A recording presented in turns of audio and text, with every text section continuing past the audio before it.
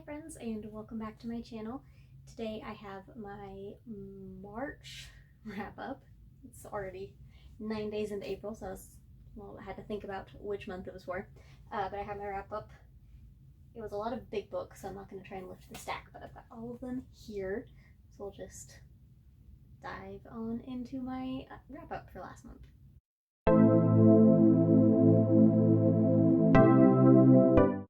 So I was still working on my Camp Half-Blood Chronicles, I think is what is the name for all of the books. I'm not entirely sure. I could be wrong, but I think that's what it said on Goodreads.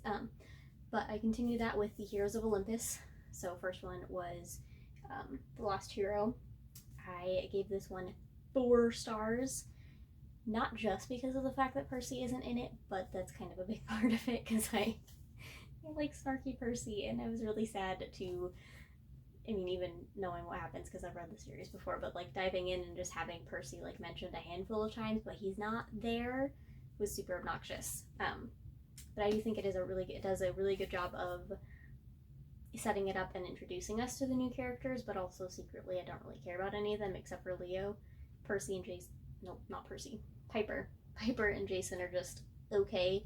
I really do like Leo though. I think he's a sweetheart, and I'm really glad that we got to meet him at least. Piper and Jason I could take or leave, but it's a good setup. Does a really good job of kind of showing us a little bit more of where the series is going to go, with introducing a whole new slew of characters and introducing us to the idea that there is a demigod camp on the other side of the country. So it's not just one in New York, there's also one in the San Francisco? Gosh, I'm the worst. I think it's San Francisco now, I can't remember. California, we'll go with that. So it is, anyway, me just being dumb. So yeah, 4 stars, because it's a good setup, but wasn't my favorite. Then we have the Son of Neptune, which brings Percy back, but it's still only a 4-star from me because I just was really struggling with this series. I like some of the new characters. Some of them I don't care about as much. Like I really like Hazel and I like Frank, but I like them separately. I don't necessarily like the fact that they get together in this book. First of all, the fact that Hazel's like 3 years younger than Frank, and they're teenagers, so it's a little bit creepier than if they were like adults and getting together with a 3-year age difference. But the fact that she's 13, he's 16, 15, 16 is a little bit weird to me. Also just don't feel like they have any chemistry. So it's just like little character things like that that kind of made me give this one a 4-star, even though Percy is back and I love Percy. You can't read Percy Jackson and the Olympians and not fall in love with Percy a little bit. So yeah, 4 stars for the Son of Neptune, just because I was really struggling to care about the characters, I guess. Yeah, really all I wanted was for Percy to just get his memories back so he could get back to Annabeth, because I love them. So 4 stars for Son of Neptune. And then number 3, Mark of Athena, was a 5-star read for me. I really liked having chapters from Annabeth's point of view, because I've always kind of sided with Annabeth, like felt for her, really enjoyed her character. So it was really cool to get to see her characterization and her point of view. And I like that she is the first daughter of Athena, or first child of Athena, to make it to Arachne's lair and actually survive. Well, survive because she, falls into Tartarus. But I do love that Percy is so determined after everything that they've gone through, and he's lost her. He loses her in the Titan's Curse when she's taken by Mr. Thorne and is forced to take on Atlas's curse, and then he loses her again here, and this time loses his memories, and the only thing he can remember is Annabeth. And he's so sweet that he's just like, yeah, not again, I'm not losing you again. And so he falls into Tartarus with her, and I love it. Major cliffhanger, terrible ending, because it's just like, oh my god, I need the next book. But luckily I have it. But it was just super cute Percivac moment that I absolutely love.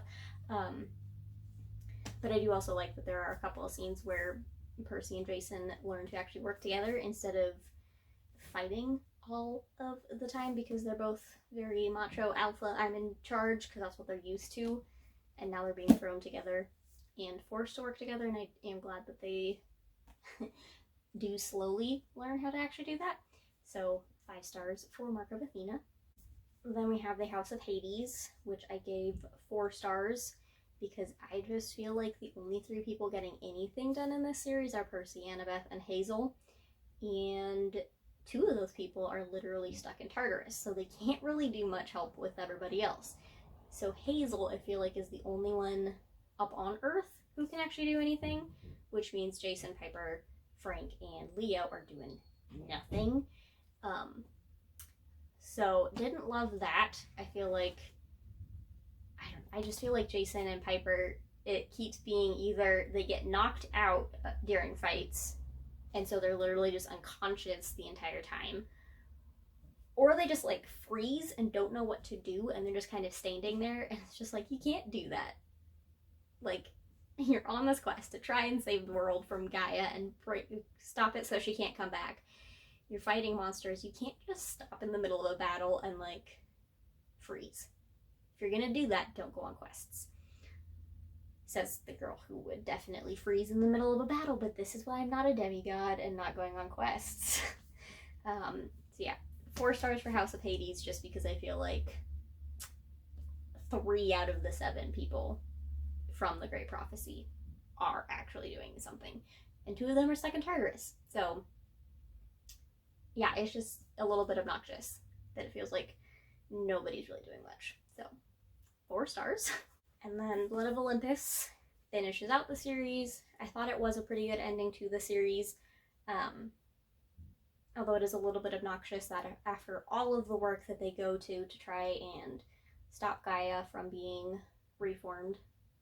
Is it Gaia or is it Gaia? I don't know. I'm gonna stick with Gaia. But anyway, so from all the work they go to stop her from being reformed, it's obnoxious that the thing that causes it is Percy Jackson's freaking nosebleed. Like, a drop of blood just falls off of his chin or whatever and drops on the ground, and because of the fact that somebody else's blood had already spilled the ground, that is enough to wake her, and it's just obnoxious. Because, like, they go to all of this work, they're so close, they almost did it, and then Percy has a freaking nosebleed, which causes the primordial goddess to come back. And it's obnoxious. Yeah, just didn't like the logic there.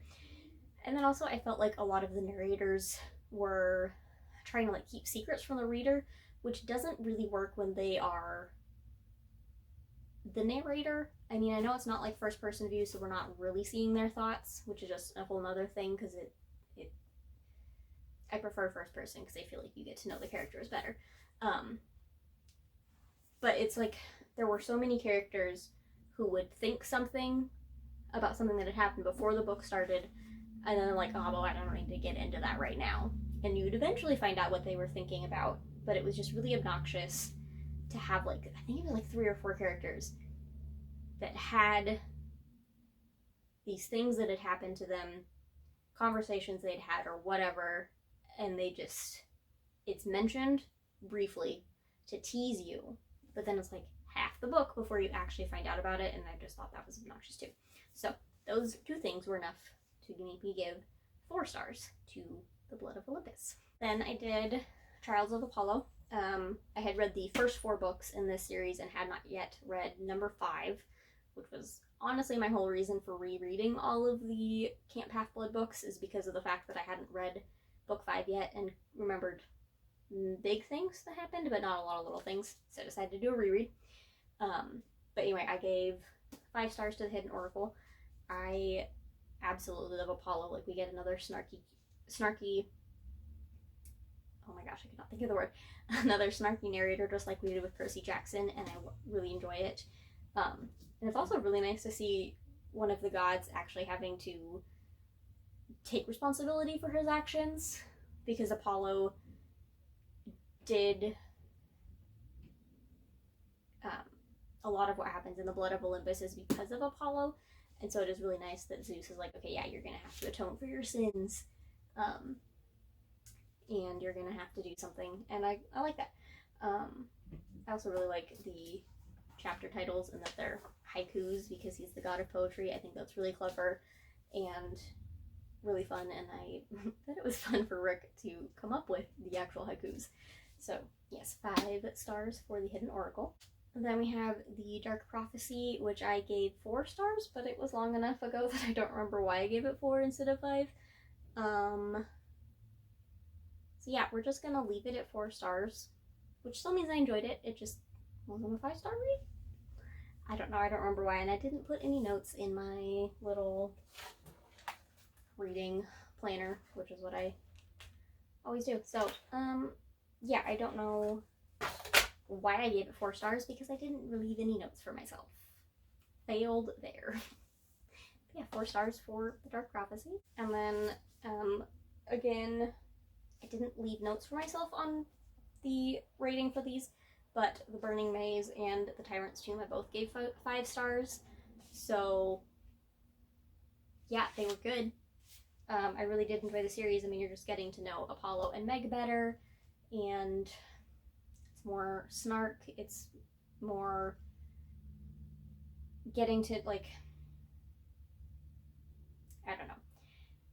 I did like getting to see characters from the previous series, like, in Burning Maze, we get to see both Piper and Jason. I do wish that we had gotten to see just a little bit more of them, because I feel like their part was so small, which I guess is fine because it's Apollo. And now I can't remember either if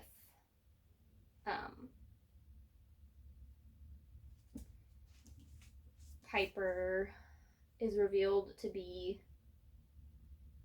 a lesbian, or at least bisexual, because she did date Jason, so she must have been into him as well in book 3 or book 4. But I did like the reveal that she is dating another woman, a chick, girl, whatever, because I've been listening to some Percy Jackson podcasts, and one of them, now I can't remember which one it was, I think it might be Fatal Flaw, theorized that based on like comments that Piper made in the Heroes of Olympus series, and just like characterization and the way that she acts and stuff, like they theorized that she is gay, lesbian, don't know, whatever, lesbian / gay, same thing. But they've theorized that she is, so it was really nice to have that confirmed. But now I can't remember which one of these 2 it was actually confirmed in. I kind of feel like it was Burning Maze, just because that was where we find out that she and Jason broke up. But again, I read these ones like a month ago, so it's been a while since I read them, so I don't remember. But 5 stars for these 2. And then we have book 5, The Tower of Nero, which I gave 5 stars. I thought it was a really, really good ending to the Trials of Apollo series and Apollo's story, and also just the Camp Half-Blood series as a whole, because I don't think that Rick Riordan has any other books planned in this world. That might change, and I would not be opposed if it did, because I absolutely love the world and the characters, so I would not mind seeing more of them.